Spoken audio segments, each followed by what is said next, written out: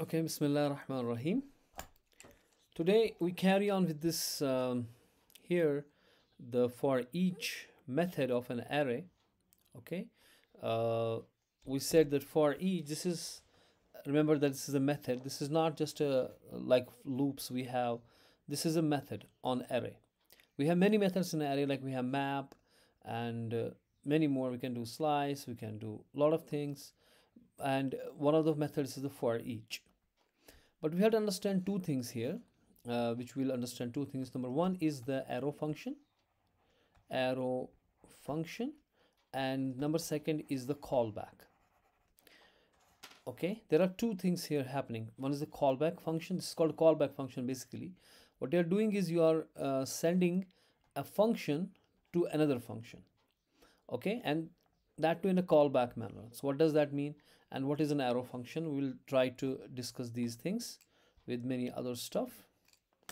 So if I just do one thing,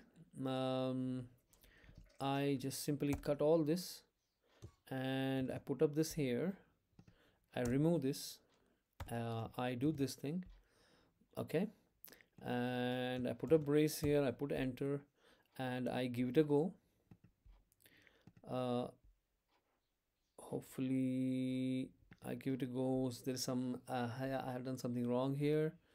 Where is happening is मैंने क्या किया यहाँ पे, मैंने फॉर ईच किया, उसके बाद मैंने डेटा लिखा यहाँ पे, ठीक है ना, और उसके बाद मैंने एरो फंक्शन दे दी, उसके बाद ये वाली ब्रेस मिसिंग है जो मैंने नहीं दी, ठीक है ना, ये क्लोजिंग ब्रेस है. Now if I give it a go, it's working fine.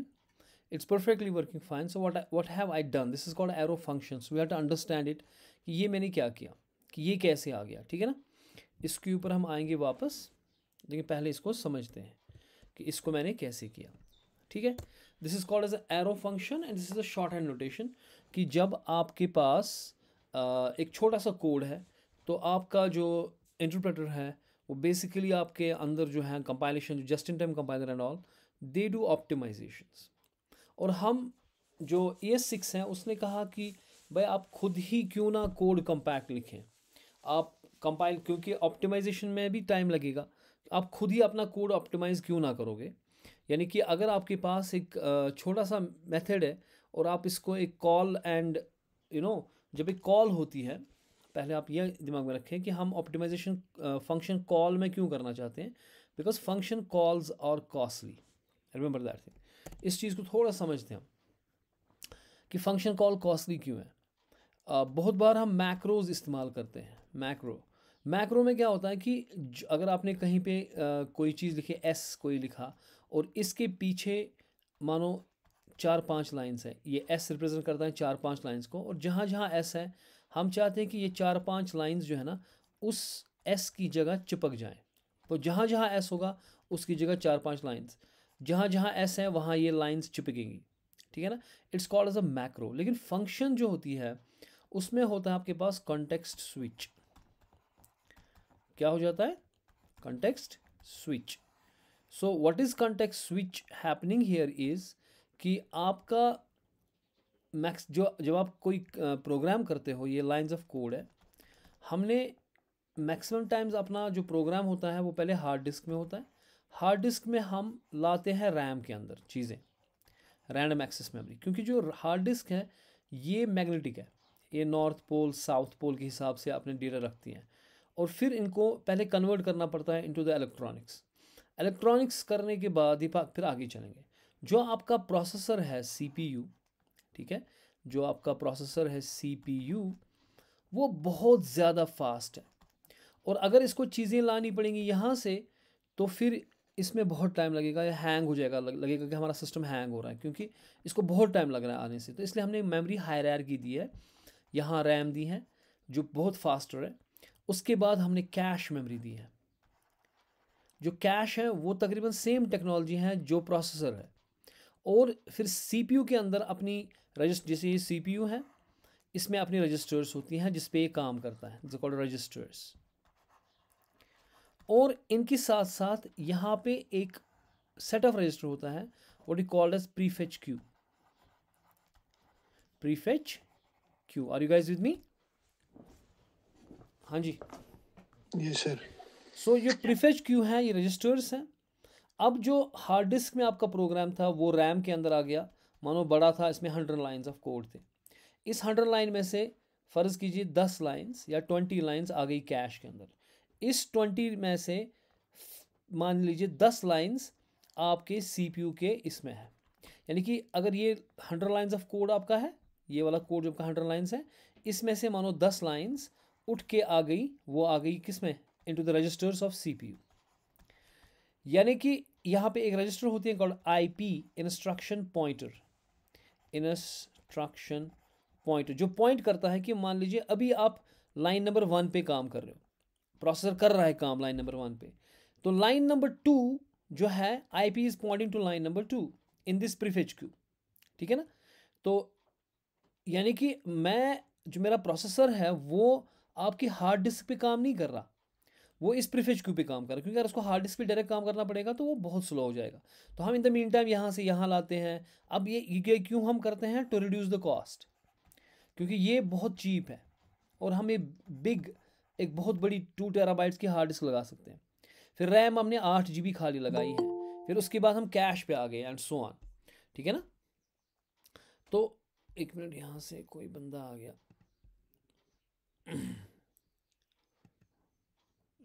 सो कुल मिला के जो मैं बता रहा हूँ कि मैं आपसे ये बता रहा हूँ कि जो हमारा क्या बोलते हैं इसको, जो हमारा प्रोसेसर है, जो मैं कह रहा था आपसे, जो हमारा प्रोसेसर है, ठीक है, इस प्रोसेसर के अंदर जो प्रीफेच क्यू है उसमें आपने, अगर आपके पास 100 लाइंस ऑफ कोड है, 1 to 100 लाइंस ऑफ कोड है, ये सारा प्रोग्राम जो था बहुत बड़ा प्रोग्राम था, ये हार्ड डिस्क में था, वहाँ से रैम में आ गया, रैम के अंदर से ही कैश मेमोरी में आ गया, और cache memory as same as technology होती हैं जो प्रोसेसर होती हैं, तो ये सेम स्पीड होते हैं तकरीबन। और वहाँ से भी हमने एक block of code, chunk of code उठा के प्रीफेच क्यू में रख दिया। मान लीजिए इसमें 10 लाइन्स ऑफ कोड है, तो अगर आपका प्रोसेसर इस वक्त लाइन नंबर 1 पे काम कर रहा है, जो आपका ALU है, अर्थमेटिकल लॉजिकल यूनिट जो प्रोसेसर का है, it is working on the line number 1, ठीक है। और आपका IP जो होगा, इंस्ट्रक्शन पॉइंटर होगा, it is pointing to the next instruction, that is line number 2, ठीक है। लेकिन अब जब फंक्शन कॉल हो जाती है, यानी कि जब आप लाइन ऑफ कोड लिख रहे हो और यहाँ पे फंक्शन को कॉल आ गई, अब फंक्शन जो है जहाँ पे डेफिनेशन फंक्शन की है, फ़र्ज़ कीजिए वो लाइन नंबर 1 to 100 यहाँ पे था, वो 101 पे वो फंक्शन है, यानी कि अब आपको यहाँ से जंप मार के इधर आना है ना, आपको लाइन नंबर 101 पे आना है जब आप फंक्शन कॉल करते हो। Does it make sense what I am saying? हाँ जी, हाँ। Yes sir. तो उससे जो ये चीज़ें हैं, यानी कि जो आपने प्रीफेच क्यू में ला के रखा था, वो आपने ये चंक ऑफ कोड रखा था, लेकिन जब आप यहाँ से जंप मारे हो, अब हमें ये वाला चंक ऑफ कोड इसमें से लाइंस करनी है, तो that means we have to flush it off. ये जो हमने चंक ऑफ कोड लिया, अब इस पर काम ही नहीं होगा, तो ये हमें फ्लश करना है और हमें ये वाला लोड करना है अब आपके प्रीफेच क्यू में। जो प्रीफेच क्यू में बता रहा हूँ, ये प्रीफेच क्यू क्या है, रजिस्टर्स होती हैं जिसमें जो आगे हमें काम करना है CPU को, वो हम ला के रखते हैं ताकि स्पीड फास्टर हो। तो ये तो फ्लश करना है, क्योंकि हमारी जो नेक्स्ट इंस्ट्रक्शन है वो तो इसमें है ही नहीं, अब वो तो इसमें से करनी है, जो ये वाला जो फंक्शन कॉल है, तो इसको फ्लश करना है। अच्छा, आपने यहाँ पे कुछ स्टैक पे काम किया होगा, आपके क्यू में कुछ होगा, आपकी रजिस्टर्स में जो चीज़ें होंगी वो सारी सेव करनी पड़ेंगी into the PCB, we call the process control block. और अगर थ्रेड्स पे काम करते हैं तो TCB, थ्रेड कंट्रोल ब्लॉक में वो सेव करना पड़ेगा सारा, यानी कि जो भी उस वक्त प्रोसेसर में काम चल रहा था उस सब का एक स्नैपशॉट लेना पड़ेगा into save into the PCB और TCB। और उसके बाद जो नया इंस्ट्रक्शन, जो इस फंक्शंस है, जो नहीं, जहाँ पे फंक्शन ने आपको कॉल में जंप करवाया, वो लोड करना पड़ेगा। तो ये बहुत ही जो है इसमें ये कॉस्टली है, ये जो फंक्शन कॉल्स हैं कॉस्टली है, ठीक है ना, क्योंकि इसमें ये जो चीज़ें होती हैं, जो फ्लश करना, ये सारा प्रीफेच क्यू फ्लश करना, स्टैक को सेव करना, उस वक्त IP कहाँ था, क्योंकि जब ये वापस आएगा, क्योंकि जब ये वापस यहाँ से जब ये इसमें वापस करेगा, रिटर्न करेगा, it will have to go back to the same position, और जो उस वक्त काम हुआ होगा वो लॉस नहीं होना चाहिए, वहाँ सेव होना चाहिए, इसलिए वो सारा सेव होता है इनटू द PCB। और इन टीसीबी। फिर वो वहाँ से वापस हम लोड करते हैं पीसीबी से वापस अपना प्रोसेसर जो स्टेट उस वक्त थी जब हमने फंक्शन कॉल की, उस वक्त जो स्टेट ऑफ द प्रोसेसर थी वो वापस आ जाती हैं सेम हुबहू जैसे उससे पहले थी, क्योंकि वो हमने सारा सेव किया था। समझ में आ गई बात मैं क्या बोल रहा हूँ? हाँ जी। सर।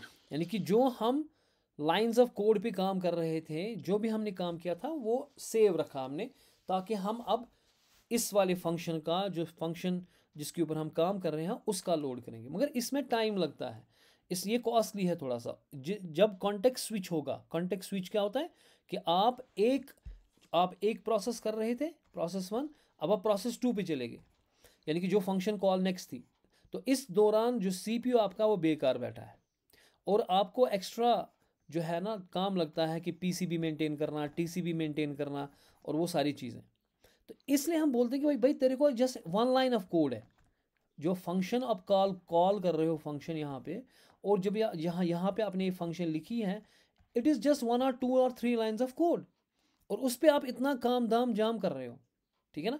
उससे बेहतर नहीं है कि आप ये 3 लाइन्स ऑफ कोड यहीं पे लिखो, ताकि जो आपका प्रीफेच क्यू होगा उसमें जो लाइन नंबर 1, लाइन नंबर 2 और यहाँ पे फंक्शन कॉल कर रहे थे उसको जंप नहीं लगानी, बल्कि वो लाइंस ऑफ कोड वहीं पे लिखी है।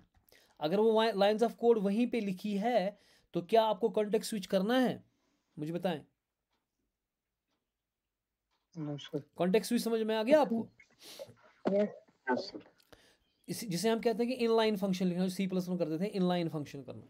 तो जब आपका जावा स्क्रिप्ट का जस्ट इन टाइम कंपाइलर देखता है कि फंक्शन कॉल हुई है और उसके बाद देख रहा है यहाँ पर कुछ ही लाइन्स हैं, तो वो कॉन्टेक्स्ट स्विच करना ही नहीं देगा, वो इनलाइन ही कर देता है। वो फंक्शंस जो वहाँ पे है वो चिपकाता है उधर ही, एज इफ़ कि आपने वो वहीं पे लिखी है, आपको जंप लगाने की ज़रूरत नहीं है। यानी कि लाइंस ऑफ जो 1 2 3 4 पे जो फंक्शन कॉल आ रही थी, फिर 5 6 7 और 4 से आप लाइन नंबर 100 पे जा रहे थे, तो ये वाला क्योंकि आपके प्रीफेच क्यू में, प्रीफेच क्यू क्या बताया मैंने कि जो प्रोसेसर आपका है उसके अंदर जो कलेक्शन ऑफ रजिस्टर्स होती हैं जिसमें नेक्स्ट नेक्स्ट नेक्स्ट इंस्ट्रक्शन जिन पे काम करना है, उस वो हम ला के रखते हैं। ओके, बात समझ आती है? इसे बोलते हैं हम, इस प्रोसेस को बोलते हैं हम locality of reference, locality of reference. क्योंकि हमें पता है कि अगर हम लाइन नंबर 1 पे काम करें तो नेक्स्ट लाइन नंबर 2 होगी, नेक्स्ट लाइन नंबर 3 होगी, इसलिए हम वो बंच ऑफ कोड जो है लाइंस का वो ला के रखते हैं प्रोसेसर की रजिस्टर्स में इनटू द प्रीफेच क्यू, ताकि वो आसानी हो कि इस वक्त काम हो रहा है एक इंस्ट्रक्शन पे तो दूसरे इंस्ट्रक्शन वहाँ आके हैं। ठीक है, ताकि फास्ट हो। तो जब आपका अगर आपने कॉन्टेक्स्ट स्विच किया तो उसमें लाइन नंबर 1, लाइन नंबर 2 आपका कोड है, लाइन नंबर 4 यहाँ पे फंक्शन कॉल आ गई, वो लाइन नंबर 100 पे है। तो अब आपने ये वाला बंच लाया था, जब ये वाला यहाँ पे कॉल आ गई तो अब आपको ये सारा जो इसमें ये बंच यहाँ पे था इसको फ्लश करना पड़ेगा और ये वाला लाना पड़ेगा इस फंक्शन का, जहाँ जहाँ से फंक्शन शुरू है। लेकिन अगर आपने इनलाइन लिखा, आपने वो अगर वो 2 3 लाइन्स ही हैं वो आपने यहीं पे लिखी, तो यानी कि आपके जो यहाँ पे प्रीफेच क्यू में होगा वो ये लाइंस यहाँ पे ब्रेक नहीं कर, जंप नहीं लगानी पड़ेगी, वो वहीं पे होगा, तो आपको कॉन्टेक्स्ट स्विच करने की ज़रूरत नहीं है। तो इसीलिए आपको ऑप्टिमाइजेशन करता है आपका जावा स्क्रिप्ट, जो आपका जस्ट इन टाइम कंपाइलर है। जब वो देखता है कि आपका फंक्शन कॉल है ठीक है, लेकिन वो फंक्शन देखता है इसमें 2 3 लाइन्स हैं, इसमें 1 2 3 लाइन्स है, ये 1 2 3 लाइन्स यहीं पे चिपकाता है जहाँ फंक्शन थी। यानी कि आपका लाइन चल रहा था line number 1, line number 2, line number 3, जहाँ पे फंक्शन थी वहीं पे वो चिपकाता है लाइन नंबर 4, लाइन नंबर 5, फिर फंक्शन के बाद जो कोड था वो यहाँ पे लिखता है। ठीक हो गया? बात समझ आई? उससे क्या होगा, उससे आपका जो आपने प्रीफेच क्यू में रखा होगा उसको फ्लश करने की ज़रूरत नहीं पड़ेगी, यानी कि आपको कॉन्टेक्स्ट स्विच नहीं करना पड़ेगा। सो ये बहुत एडवांटेज है, और जावास्क्रिप्ट आपको ऑप्टिमाइजेशन करता है।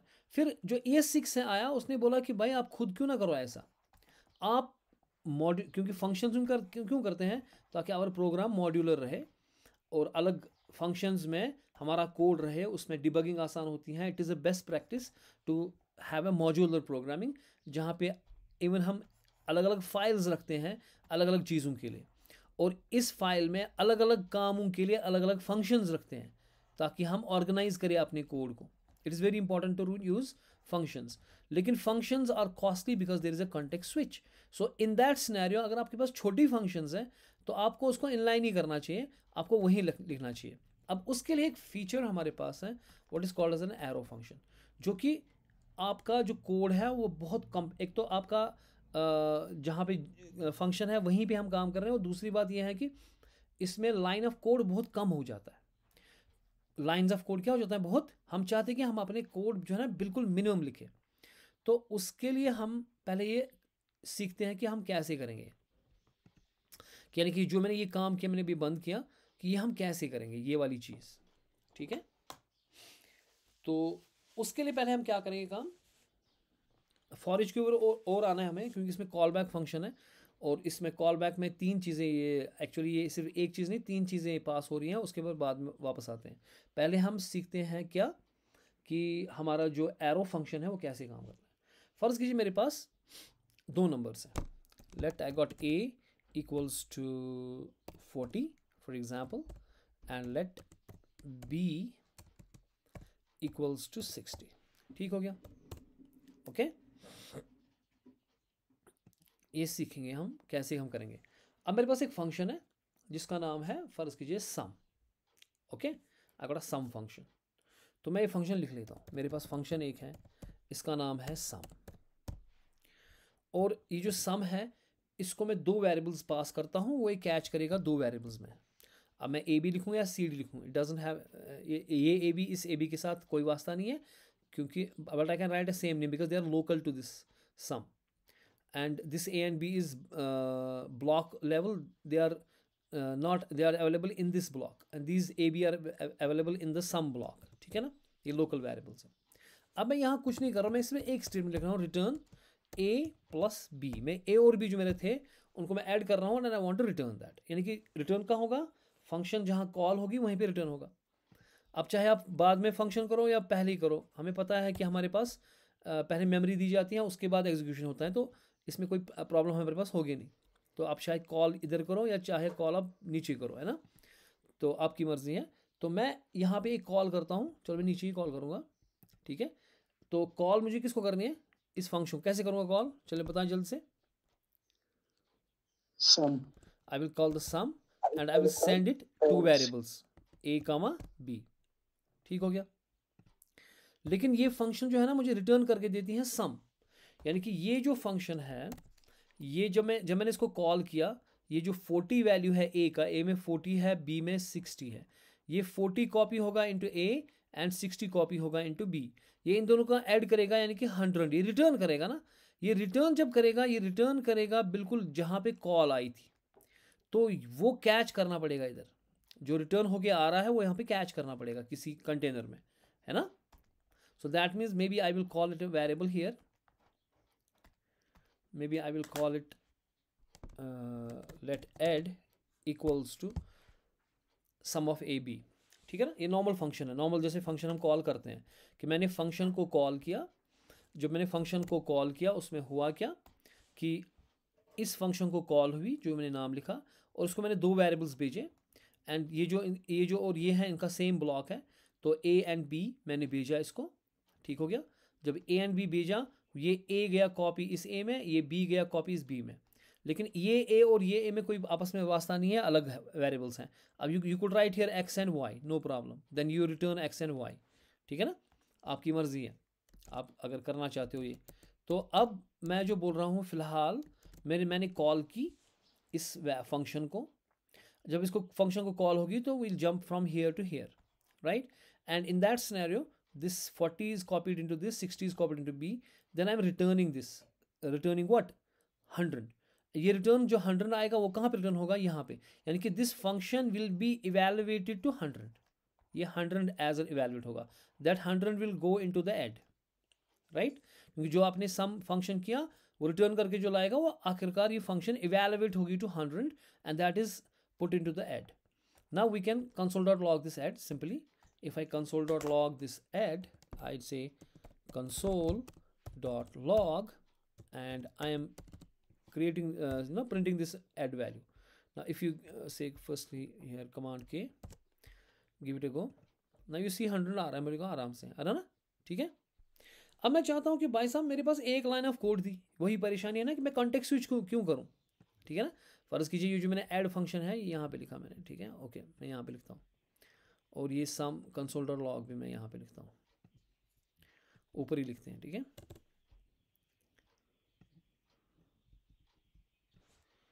Command x.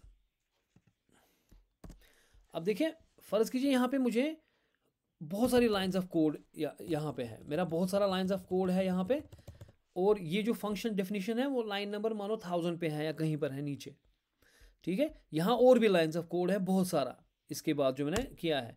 अब यहाँ पे मैं जब मैं कॉल करूँगा लाइन नंबर 8 पे इस ऐड फंक्शन को, इस सम फंक्शन को, इसके बाद जो ये सारी लाइन्स हैं ये सारी स्किप हो जाएंगी।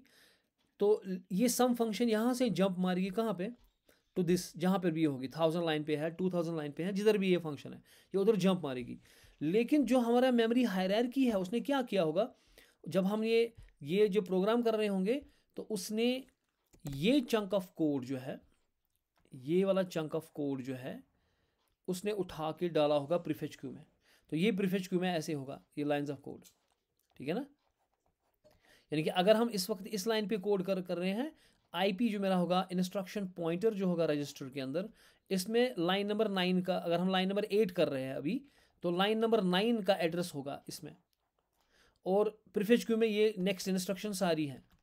लेकिन जब आपको कॉल आ गई, अब आपको तो ये करना ही नहीं है, ठीक है ना। अब आपको इसमें से कोई कुछ नहीं करना है, आपको तो ये वाली लाइंस करनी है, आप जो कि नीचे है, आपको तो ये वाली लाइंस करनी है अब। यानी कि अब आपके प्रीफेच क्यू में, ठीक है ना, अब आपके प्रीफेच क्यू में ये वाली लाइंस ऑफ कोड होनी चाहिए जो यहाँ पर हैं सारी, ठीक है। यानी कि वो फ्लश करनी पड़ेगी, ये लोड करना पड़ेगा, और उस वक्त जो भी प्रोसेसर सीपीयू के अंदर जो भी स्टेटस था, उसके रजिस्टर्स में क्या था, उसके स्टैक में क्या था, ठीक है, आपने एएलयू पे क्या काम किया था, आपके फ्लैग्स में, कैरी फ्लैग में क्या था, एक्यूमुलेटर में क्या था, इंस्ट्रक्शन पॉइंटर में क्या था, वो सब सेव करना पड़ेगा इनटू प्रोसेस कंट्रोल ब्लॉक और what you call as thread control block if you are working on a threads. तो वो सारा स्नैपशॉट सेव करके आप नया इस वाले का इस वाले ये वाले कोड लाने पड़ेंगे, आप प्रीफेच क्यू वगैरह में लाए ना ये वाला कोड एंड ऑल।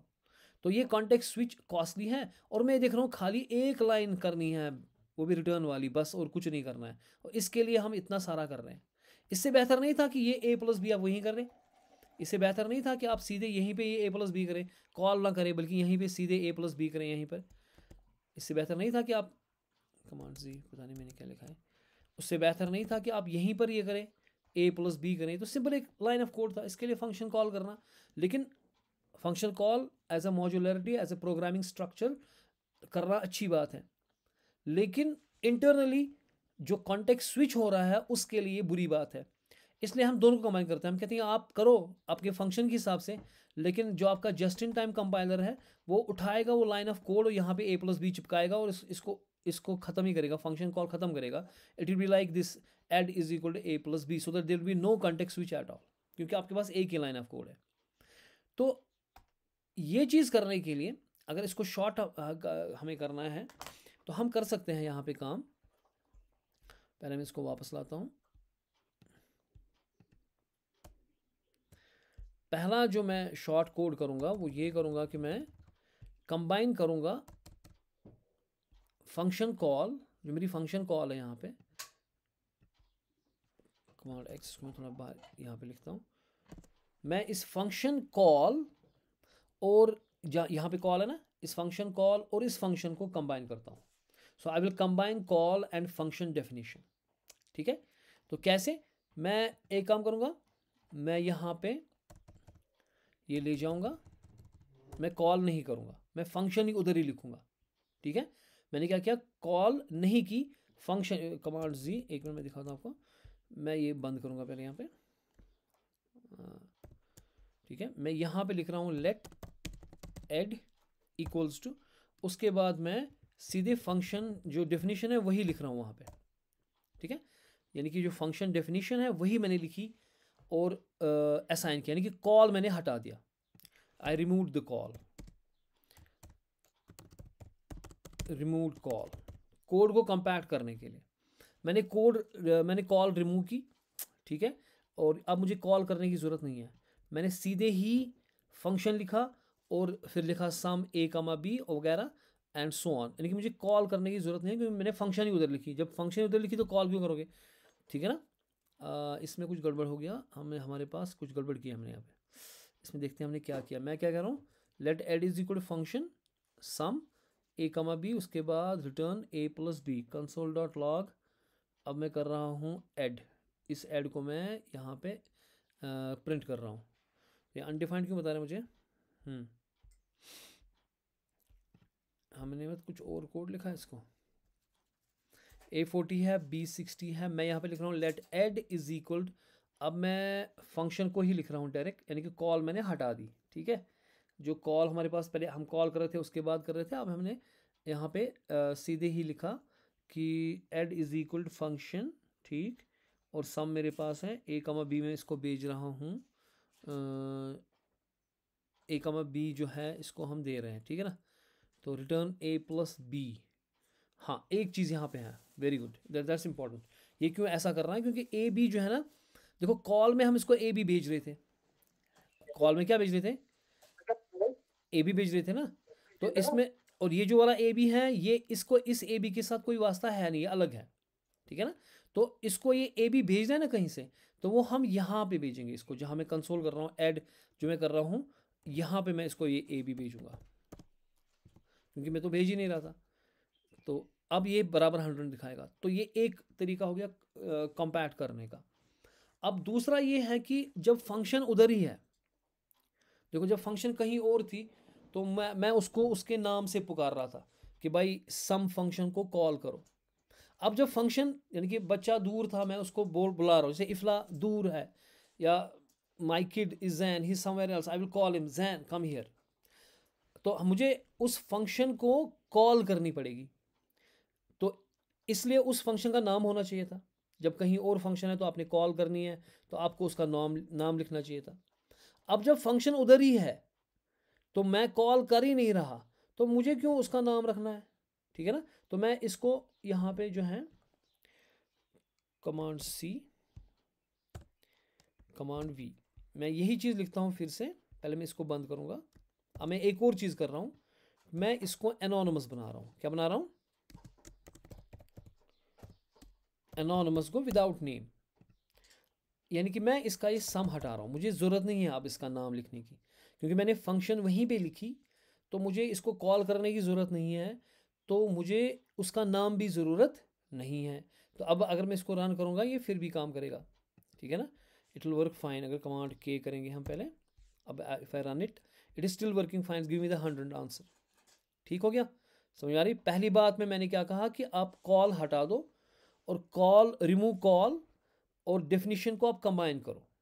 दूसरे मैंने बताया कि फंक्शन को एनोनिमस बनाओ, क्योंकि जब फंक्शन उधर ही है, कॉल कर जब मैंने किया ही नहीं, तो उसका मतलब है कि आपको इसकी लिखने की ज़रूरत, कॉल लिखने की ज़रूरत नहीं है, जो नाम फंक्शन का लिखने की ज़रूरत नहीं है।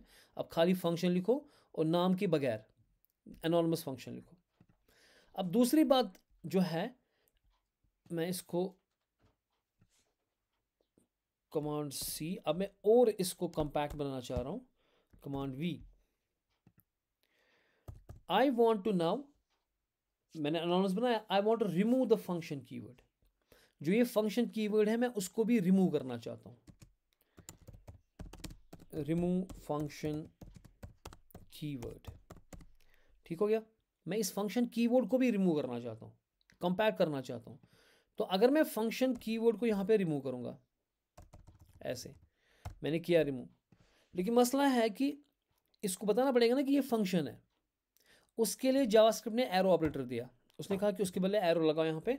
उसका मतलब ये है कि ये वाला चीज़ जो है, let add is equal a comma b, ये एक फंक्शन है, एनोनिमस फंक्शन है, तो आपको फंक्शन लिखने की ज़रूरत नहीं है, आप सिर्फ एरो ऑपरेटर दे दो इसको साथ में, ये बताने के लिए कि ये फंक्शन है, ठीक है। That is what is called arrow operator. अब मैंने जो आप फंक्शन जब आप डिफाइन कर रहे थे, वहाँ पे जो आप लिख रहे थे, जब आप फंक्शन लिख रहे थे ऐसे सम ए बी, उसकी जगह खाली मैंने ये ए बी लिखा जो आर्गुमेंट्स हैं, और साइड में एरो डाला, और बाकी अपना ही जो था। ठीक हो गया। इसको और कंपैक्ट करने के लिए जावास्क्रिप्ट बोलता है कि भाई आपको एक ही स्टेटमेंट है रिटर्न, ठीक है ना, एक ही स्टेटमेंट, वो भी रिटर्न है, तो आप इसको और कंपैक्ट कर सकते हो।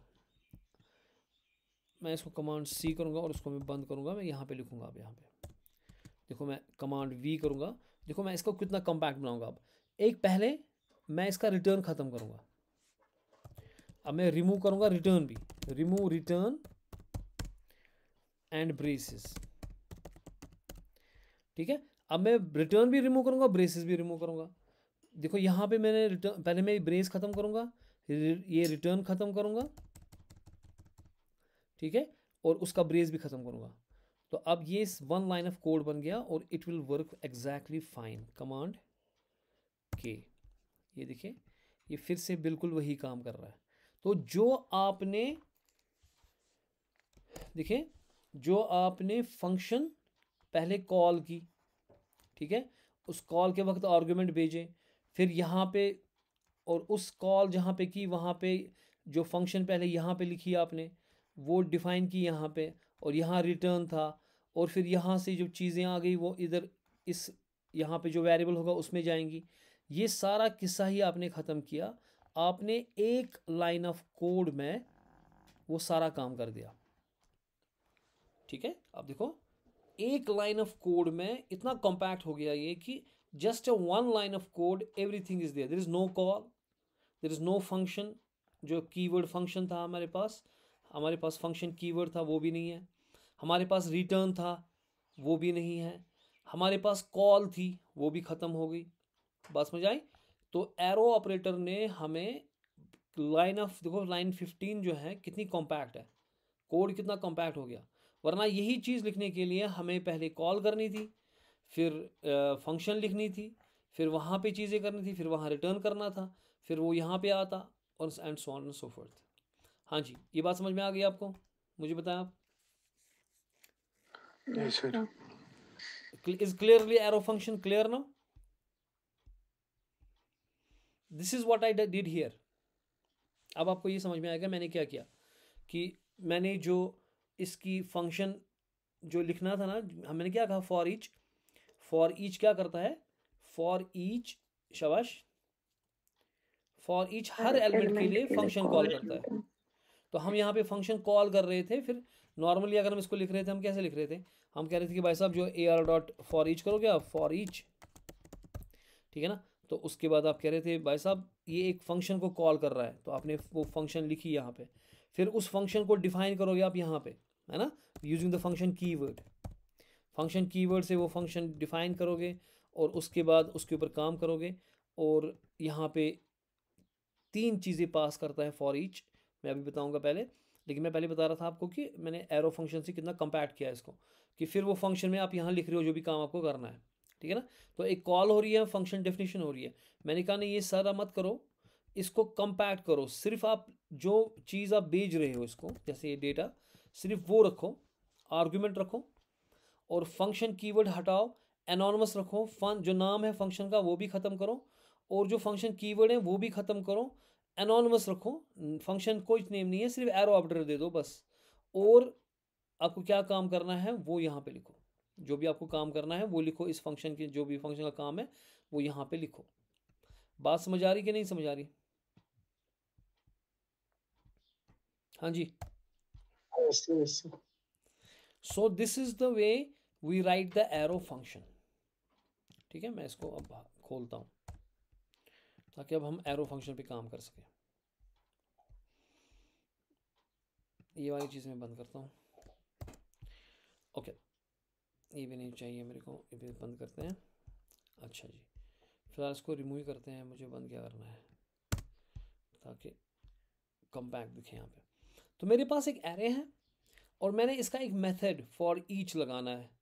तो फॉर ईच जो है, अगर आप VS कोड में खोलोगे, फिर आप इसमें हावर करोगे माउस, वो बताएगा आपको कि भाई साहब ये कॉल बैक फंक्शन है। तो कॉल बैक फंक्शन का कॉन्सेप्ट पहले यहाँ पे, तो यहाँ पे 2-3 चीज़ें हमें सीखनी है। एक तो यहाँ पे है call back function, this is very important concept, the call back function जो है। नंबर 2 जो है, जो कॉल बैक फंक्शन है, यहाँ पे वो 3 चीज़ें भेजता है, एक ही चीज़ नहीं भेजता है वो। एक तो वैल्यू भेजेगा, कि वैल्यू क्या है, क्योंकि मैंने क्या कहा कि फॉर ईच जो आपका है, for each and every element, for each and every element it calls a function, it calls that function जो हम यहाँ पे लिखेंगे। फॉर ईच एलिमेंट 12 के लिए पहले फंक्शन कॉल होगी, फिर 23 के लिए, फिर 345 के लिए, फिर दिस के लिए, फिर 22 के लिए। ठीक हो गया। अब लेकिन ये बेचता क्या क्या, ये खाली 12 बेच रहा है इसको? नहीं, ये 3 चीज़ें बेचता है। एक बेचता है ये वैल्यू, दूसरा बेचता है ये इंडेक्स, और तीसरा बेचता है ये पूरी की पूरी एरे। यानी कि हर कॉल में ये जो कॉल बैक फंक्शन काम कर रहा है, ये 3 चीज़ें बेचता है। एक तो ये वैल्यू बेच रहा है जो मैंने पकड़ा यहाँ पे डेटा में, ठीक है। और दूसरा, अगर मैं इसको यहाँ पे इंडेक्स लिखूंगा तो आप प्रिंट कर पाओगे कि इसका इंडेक्स 0 है, इसका 1 है, इसका 2 है, इसका 3 है, इसका 4 है, ये वो भी बेचता है। और जो तीसरा, ये पूरी की पूरी एरे भी बेचता है। ठीक है, तो 3 चीज़ें बेचता है, एक ही नहीं बेचता है। और it works like a call back. अब कॉल बैक क्या चीज़ है, इसको फंक्शंस के वक्त मैं इसमें और एग्जांपल्स दूंगा समझाने के लिए, टाइमर वाइमर वगैरह करेंगे उसमें, आपको पूरी समझ आएगा। लेकिन कॉल बैक का मेन कॉन्सेप्ट क्या है वो आप समझो यहाँ पे। कॉल बैक का मेन कॉन्सेप्ट ये है, जो कॉल बैक हमारे पास होता है उसका मेन कॉन्सेप्ट जो है ना, वो ये है कि जो जब जावास्क्रिप्ट काम करता है अपना, it is synchronous. JavaScript is what? Synchronous. Synchronous का मतलब है कि ये एक काम करेगा, फिर दूसरा करेगा, फिर तीसरा करेगा, फिर चौथा करेगा, and it will go in a one thread in this fashion. लेकिन मैं चाहता हूँ, फ़र्ज़ कीजिए मुझे यहाँ पे मैंने एक लूप लगाई, ठीक है, उसके बाद मैंने इसको टाइमर लगाया यहाँ पे, मुझे ये करना है अभी। आप बाकी काम करो, लेकिन ये वाला काम जो है ना अभी इसमें रखो। फ़र्ज़ कीजिए आप क्या कर रहे हो काम, आपने टाइमर लगा दिया अपने फ़ोन के ऊपर, आप काम कर रहे हो और आपने एक टाइमर लगाया। टाइमर जब टिक बजेगा तो आपको ये डोर खोलना है, ठीक है। जब तक अगर टिक नहीं बजा अभी तो आप अपना काम करते रहो, ठीक है। लेकिन जो ही टिक बजा, आप इस लाइन ऑफ कोड से हट के ये वाला लाइन ऑफ कोड करो, ठीक है ना। आप इस अपने जो आपका स्टेप्स थे जो आप नॉर्मली कर रहे थे, उससे हट के आपको अलग चीज़ करना, आपको डोर खोलना है यहाँ से जो ही यहाँ पे अलार्म बजेगा, ठीक है। तो इस चीज़ को बोलेंगे ए सिंक्रोनस। ये तो सिंक्रोनस नहीं हो गया, लेकिन जावा स्क्रिप्ट इज सिंक्रोनस। वो तो जा रहा है कि वो तो कैसे जा रहा है, जो जावा स्क्रिप्ट है वो कैसे जा रहा है, शाबाश, वो तो सिंक्रोनस जा रहा है ना। It goes in a one direction, ठीक है।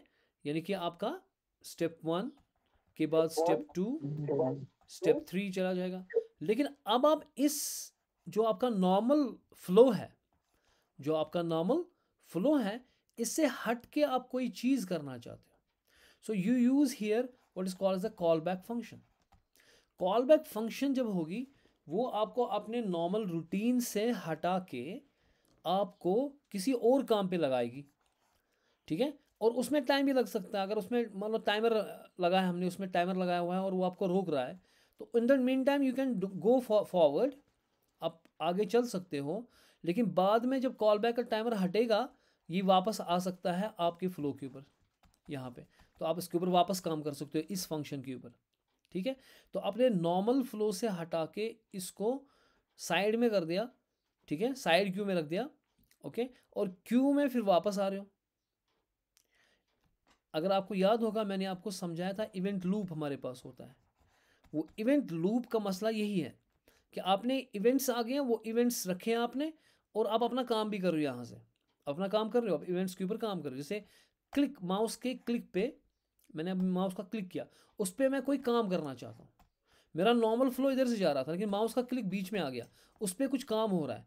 अब उसमें मानो एक अलर्ट बॉक्स है या कुछ है, वो आपको वेट करा रहा है, और यहाँ से आपका जावास्क्रिप्ट बाकी कोड भी कर रहा है, या इसके ऊपर कुछ हमें करना है, इस बटन के क्लिक पे कुछ खोना है, वो चल रहा है, वो भी चल रहा है, लेकिन यहाँ से अपना कोड भी चल रहा है। तो इवेंट लूप जो है ये कराएगी, लेकिन ये कौन चीज़ कराएगी, ये जावास्क्रिप्ट नहीं कर सकता। इसके लिए हमें हमारे पास एपीआई चाहिए कोई, है ना। यानी कि कुल मिला के मैं ये कह रहा हूँ कि आपका जो फ्लो है, इसमें अगर आप कहीं पे कॉल बैक लगा रहे हो, कॉल बैक, इसका नाम है कॉल बैक, यानी कि वापस लाना है। यानी कि ये फंक्शन जो है वो यहाँ पर है, ये कोई एपीआई करा के देगी आपको। जैसे आपको इवेंट है, इवेंट कुछ भी है आपका जो आप कर रहे हो, आप क्लिक कर रहे हो वगैरह, कुछ भी कर रहे हो, वो तो कोई एपीआई करेगी, आपका जावास्क्रिप्ट थोड़ी ना करेगा, क्योंकि जावास्क्रिप्ट का काम है आगे चलते रहना। तो जो आपको नॉर्मल फ्लो में से हटा के कोई और काम करेगी, उसके लिए कोई ना कोई एपीआई आपको चाहिए होगी, ठीक है ना। अब कॉल बैक क्यों कर रहे हैं? क्योंकि बाद में इसको वापस अपने फ्लो में लाना है, ये वापस ला रहा है इधर। बात समझ आई मैं क्या बोल रहा हूँ? It's called call back. इस कॉल बैक के ऊपर बाद में और भी एग्जाम्पल दूंगा मैं, ताकि इट विल बी क्लियर। फिलहाल मैं यहाँ पे आपको बता रहा था कि जो आपका यहाँ पे जो फॉर ईच है, ये खाली डेटा ही नहीं बल्कि ये तीन चीज़ें बेचता है। एक डेटा बेचता है, एक इंडेक्स बेचता है और एक एरे बेचती है। अब मैंने तीन वेरिएबल, आपकी मर्जी है क्या लिखो, ABC लिखो आप, इनके बदले मैंने सीधे डेटा, इंडेक्स एंड AR लिखा। तो ये देखने के लिए कि हाँ बेचती है कि नहीं, हम देखेंगे। यहाँ पे एक काम मैं करूँगा console.log कि भाई साहब डेटा ये है, कंट्रोल ऑप्शन, नहीं VS कोड थोड़ी ना है, command C, command V, command V। या हम लिख सकते हैं ना कि इसको वैसे कि एरे AR ऑफ 0 वगैरह वैसे भी लिख सकते हैं। तो आपको समझ आ रही है मैं क्या बोल रहा हूँ? हम इसको Yes, yes. हाँ हम इसको लिख सकते हैं ना कि अगर ये तीन चीज़ें बेच रहा है तो हम इसको लिख सकते हैं ना कि मतलब बैक टिक्स में या वगैरह कि ना ये कैसे कर रहा है काम, ये ना AR ऑफ 0 इज़ 12, क्योंकि इंडेक्स क्या है मेरे पास एंड सो ऑन। उसके लिए कैसे लिखेंगे आप कुछ आइडिया है आपको? आपको समझ आ रहा है मैं क्या बोल रहा हूँ आपको? सर अगर डायरेक्टली इंडेक्स करेंगे कंसोल, वो भी दिखाएगा ना इंडेक्स और एरे भी। नहीं मैं वैसे दिखाना चाहता हूँ ना पूरा वो, मतलब ना उस शक्ल में, एरे की शक्ल में। जैसे मैं कह रहा था एक्चुअली ये कि अगर मैं इसको सिंगल कोट में लिखूंगा, पहले A ऑफ, समझ में आई मैं क्या बोल रहा हूँ? इंटरपोलेशन के बगैर करेंगे फिलहाल। A ऑफ दिस, इसके साथ मुझे चाहिए क्या, इंडेक्स चाहिए ना। मतलब मैं चाहता हूँ, मैं आपको बता नहीं पा रहा हूँ मैं क्या कर रहा हूँ। मैं चाहता हूँ कि मैं ऐसे प्रिंट करूँ ना, A ऑफ 0 ना, AR ऑफ 0, इसके बाद वहाँ 12 आना चाहिए, आए समझ में? फिर AR ऑफ 1 उसमें आना चाहिए 23 है, इस शक्ल में आना चाहिए, ठीक है? ओके, तो उसके लिए मैं क्या काम करूँगा, यहाँ पे मैंने AR ऑफ, ठीक है, और फिर 0 के बदले इंडेक्स आएगा, क्योंकि इंडेक्स यहाँ पे होगा ना उसका 0, सीधे 0 आएगा। इसको कॉन्कैटनेट में करूँगा, ठीक है? किसके साथ कॉन्कैटनेट करूँगा? शाबाश, square closing bracket. Very good. उसके बाद आप एक काम करो, मैंने सिंगल कोट्स में लिखा है तो क्लोजिंग ब्रैकेट आ गया है ना, ओके, AR ऑफ 0। उसके बाद क्या लिखूँ बताओ जल्दी फटाफट? इज इक्वल टू या कोलन, है ना, फिर प्लस, हाँ प्लस क्या लिखूंगा? AR of index. नहीं AR ऑफ इंडेक्स क्यों, अब तो अब प्रिंट यस होना, सर, यस सर, वो अब हो प्रिंट गया। होना चाहिए 12, 12 प्रिंट होना चाहिए ना। वो किसके पास है? Data. Data, so I should print data, simple, है ना? Yes. Let us give it a go and try to see command के, थोड़ा ऊपर लेंगे हम। आ रहा ना, ये AR आ गया ऐसे ही जैसे है और ब्रैकेट, ठीक है। उसके बाद आ गया इंडेक्स का वैल्यू, इंडेक्स क्योंकि आपने भेजा था 0, तो यहाँ पे आप देखो AR ऑफ ये 0 आ गया। फिर ये लिटरल आ गया, bracket close and is equal in the form of literal. और उसके बाद डेटा में आपने 12 डाला हुआ है। इतना ही नहीं बल्कि आपको, अगर आप console.log करोगे, console.log करोगे, वो AR, वो एरे है ना, मैं कह रहा हूँ ना एरे भी भेज रहा है, ये AR अगर प्रिंट करेंगे हम, अब हमें A कहूँगा मैं इसको, फॉर एग्जांपल A, ठीक है? तो give it a go. Now you see, पहले AR ऑफ 0 प्रिंट हो गया, उसके बाद पूरी एरे प्रिंट हो गई। AR ऑफ 1 हो गया, तो हर बार ये पूरी एरे भी भेजता है। ये तीन चीज़ें भेज रहा है। एक ये इन डेटा भेज रहा है कि उस वक्त क्या था एलिमेंट, उसके लिए फंक्शन को कॉल हो रही है, और ये इंडेक्स भी उसका भेजता है, और पूरी की पूरी एरे भी भेज रहा है। दिख रहा है? Yes sir. गेटिंग? ओके, इसमें अब हमारे पास फॉर ईच जो है मैक्सिमम, मतलब इसके बहुत यूज़ केसेस हैं, मतलब बहुत ज़रूरत लगता है।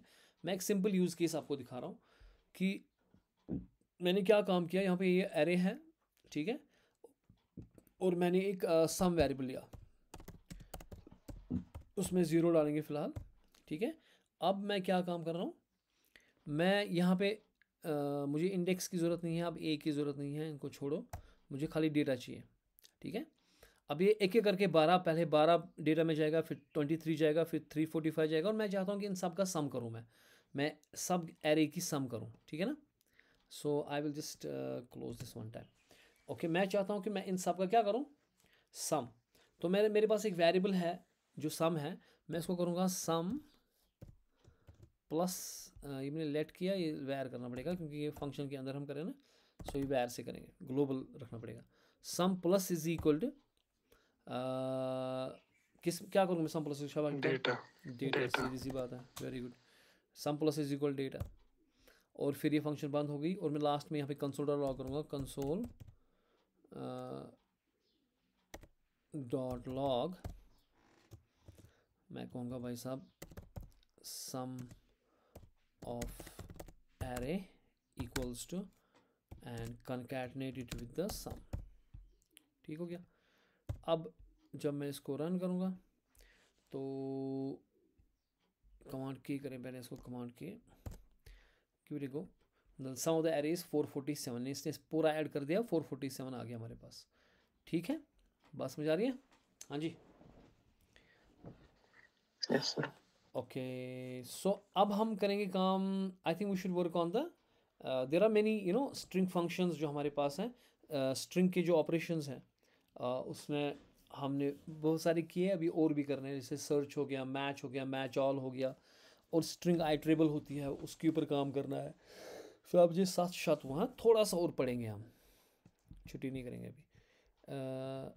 देखो यहाँ पे मैं एक स्ट्रिंग बना रहा हूँ, पहले मुझे बात यह है कि मेरे पास एक स्ट्रिंग है, फॉर एग्जांपल अगर str equals to, I am saying Junaid is teaching JavaScript, ठीक है, फॉर एग्जांपल मेरे पास ये है। मुझे ये बताया कि अगर स्ट्रिंग है, मैंने एक स्ट्रिंग बनाया, तो पहली बात यह है कि string is primitive data type, लेकिन हमें पता है कि JavaScript will wrap it into an object, so it is again a string object, so इसके पास it is also iterable, so क्या ये iterable है, ये बताने के लिए कि क्या ये iterable है कि नहीं। iterable समझ में आ गया था ना, कल किया था हमने iterable, so यस क्यों, सर। हाँ, तो iterable कौन होता है, जिसके अंदर क्या होगा, symbol dot iterable. Very good, ये भूलने की बात नहीं ना, सिमिलर इटरेटर ये मेथड इन्वोक करना पड़ेगा ना, उसके बाद ही हम इसको, जैसे फॉर ऑफ हम कह रहे हैं फॉर ऑफ, तो अगर हम इसको फॉर ऑफ लगाएंगे, क्या फॉर ऑफ चलेगा इसके लिए, अगर मैं यहाँ पे लगाऊंगा for, then say let data in str and I am doing console.log this data, मैं डेटा को प्रिंट कर रहा हूँ, so will it work, it's working, so for off is working, it is giving me, ये क्या दिया इसने पहले, वन सेकेंड, इसने नंबर्स क्यों दिया हमें, इन इन लगाया ना। अच्छा इन लगाना, इंडेक्स दे रहा है ना, ऑफ लगाना है ना, yes you are right, of लगाना है, इसने इंडेक्सेस दिए, ठीक है, क्योंकि इनमें इंडेक्स दे रहा है, तो now you see it is giving all the all single character, वो कब पॉसिबल है, क्योंकि for of on the under the hood क्या कर रहा है, वो अंडर द हुड आपका आइटरेटर इस्तेमाल कर रहा है ना, that means iterator object is there, we can have the in prototype हम बाद में इनहेरिटेंस में अच्छे से पढ़ेंगे, तो हम इनहेरिटेंस पढ़ेंगे, objects and inheritance and polymorphism वगैरह, वो सारी चीज़ें पढ़ेंगे, तो उसमें आपको प्रोटोटाइप्स अच्छे से भी समझ आएगा। फिलहाल मुझे ये बताया आपकी, इसने काम किया, अगर फॉर ऑफ ने काम किया, उसका मतलब है कि पीछे इसके जो है ज़रूर आइटरेटर है, यानी कि we can work with the iterator, यानी कि मैं खुद अगर मैं आइटरेटर पे काम करूँ, कमांड के क्लियर दिस, मैं आइटरेटर करूँगा, मैं कहूँगा एक मैं आइटरेटर वेरिएबल बनाऊँगा, फॉर एग्जांपल मैं आई टी लिखूँगा, आइटर लिखूँगा मैं खाली, इक्वल्स टू, कैसे करते हैं हम, जो स्ट्रिंग मेरे पास है उसका str जो मेरे पास है उसका सिंबल डॉट आइटरेटर जो है, या इटरेटर जो है, प्रोनाउंसिएशन व्हाटएवर इट इज, उसका जो ये फंक्शन है वो इन्वोक करो बस। जब मैंने ये फंक्शन इन्वोक की, सिंबल डॉट इटरेटर, इस str के अंदर। अब हाँ जी, लेट मत लगाना था आइटम के सामने। जरूरी नहीं वैर लगे, क्या मसला है? अगर नहीं लगा कुछ तो वैर लगना है ना ऑटोमेटिकली। अच्छा ठीक है सर, ऐसा। तो चाहे लेट लगाओ या वैर लगाओ, कॉन्स्ट लगाओ, आपकी मर्जी है। अब मुझे ये बता एक चीज़ कि अगर मैं यहाँ पे कंसोल डॉट लॉग करूँगा, कंसोल डॉट लॉग, मैं आइटर को करूँगा प्रिंट, आइटर को। सो कुछ गड़बड़ हो गया, कंसोल है ओके। तो ये बता रहा है कि भाई ये स्ट्रिंग आइटरेटर है, ये बता रहा है कि ये स्ट्रिंग आइटरेटर है, ठीक है ना। इसमें प्रोटोटाइप आपका है, उसमें नेक्स्ट है। तो ये आइटरेटर की जो प्रॉपर्टीज़ हैं वो सारा बता रहा है आपको कि ये आइटरेटर है। यानी कि आपको अगर आपको एक्सेस वैल्यूज़ कर रहे हैं, you have to use the next, you have to use what, next command के। यानी कि अगर मैं यहाँ पे क्या कहूँगा, काम कंसोल डॉट लॉग मैं iter dot next, it won't have any issue. I say control dot next, so it won't have any issues whatsoever. So if you give it a go, it will tell you the first value is a space। जो यहाँ पे space थी, इसने space बताई कि value क्या था, क्योंकि हमारे पास दो चीज़ें होती हैं इसमें आइटर में, एक वैल्यू और दूसरा कि ख़त्म हो गई कि नहीं होगी। अभी ख़त्म तो होने का नहीं है क्योंकि अभी फॉल्स है। अगर मैं फिर से करता तो ये जे बताएगा। अब अगर मैं लूप में करूँगा, ये चीज़ मैं करूँगा किसमें, लूप फॉर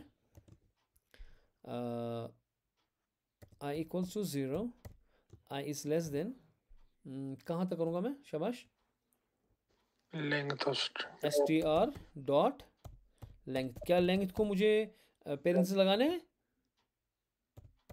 नो, क्यों नहीं? क्योंकि वो जो लेंथ है वो दैट्स अ पार्ट ऑफ, वो इस ऑब्जेक्ट का पार्ट है एज एन एट्रीब्यूट, ठीक है ना। तो अब मैं जब मैं करूँगा तो ये सारे के सारे दे रहा है, ठीक है ना। पहले स्पेस दी, फिर JUNAID और सारा आ गया टीचिंग वगैरह ये, और लास्ट में जब होगा, अगर हम करेंगे लास्ट में अनडिफाइंड आएगा और डन ट्रू होगा। यानी कि अगर मैं लेस देन इक्वल टू करते हैं, लास्ट वाला भी करते हैं, तो लास्ट में यहाँ पे अनडिफाइंड आएगा और डन ट्रू। अब मैं एक एक्स्ट्रा किया ना मैंने, तो डन ट्रू, लास्ट में डन ट्रू है। अब इस आइटर में कुछ नहीं होगा। यानी कि अगर मैं यहाँ पे इसको लेस देन ही रख दें, ठीक है, जब मैं रन करूँगा ना तो ये नए से क्रिएट कर रहा है ये आइटर, ठीक है ना। ये वरना ये वन टाइम यूज़ है, iter is only one time, you have use it, you are done, उसके बाद कुछ नहीं हो सकता आपको। फ़र्ज़ कीजिए मैंने यहाँ पे मैंने 5 तक किया, कब तक, कहाँ तक, 10 कैरेक्टर्स से मैं कर रहा हूँ, ठीक है। अब मैं उसके बाद जो है लास्ट में लिख रहा हूँ मैं console dot log what is next, okay. उसके बाद मैं कर रहा हूँ console dot log iter dot next, ठीक है। अब देखें यहाँ पे क्या होता है, कमांड क्या करेंगे,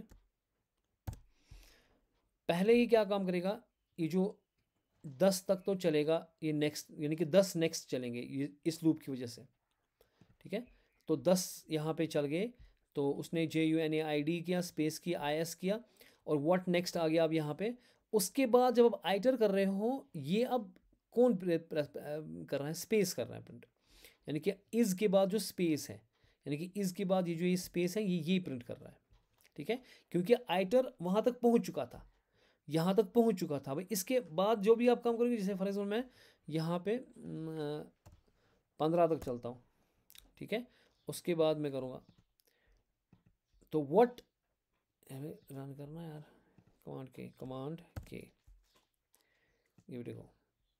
तो अब देखो यहाँ पे H आ गया, 15 जो था वो यहाँ तक चला था C तक, तो अब आप नेक्स्ट करोगे वो H तक चलेगा। इसी तरीके से जब आप, अगर हम फुल चलेंगे, अब क्या नाम है इसका, str डॉट लेंथ, हम str लेंथ फुल चलेंगे, ठीक है। उसके बाद मैं अगर आइटर डॉट नेक्स्ट करूँगा, तो अब बताओ यहाँ पे क्या आ जाएगा, ये जो लाइन नंबर 6 है, what will it print, undefined true. Very good, undefined and done true. यानी कि आपका आइटर जो है ना वो फिनिश हो चुका है। अब अगर आपको फिर से करना है, देन हैव टू रीडिक्लेयर इट। जैसे फॉर ऑफ करता है, जब भी आप फॉर ऑफ चलाओगे वो एक आइटर वेरिएबल क्रिएट करता है, उसके बाद अगर आप फिर से फॉर ऑप्शन लोगे वो फिर से आइटर वेरिएबल नया क्रिएट करेगा, क्योंकि this is one time use, ठीक है ना। ओके चलिए फिर आज इतना ही, इंशाल्लाह we will take up this जो हमारे पास स्ट्रिंग मेथड्स है और एरे मेथड्स है। एरे बहुत सारे मेथड्स हमारे पास हैं और स्ट्रिंग के मेथड्स भी हैं, बहुत सारे हैं, कुछ करेंगे हम, and we continue that. Okay, any questions?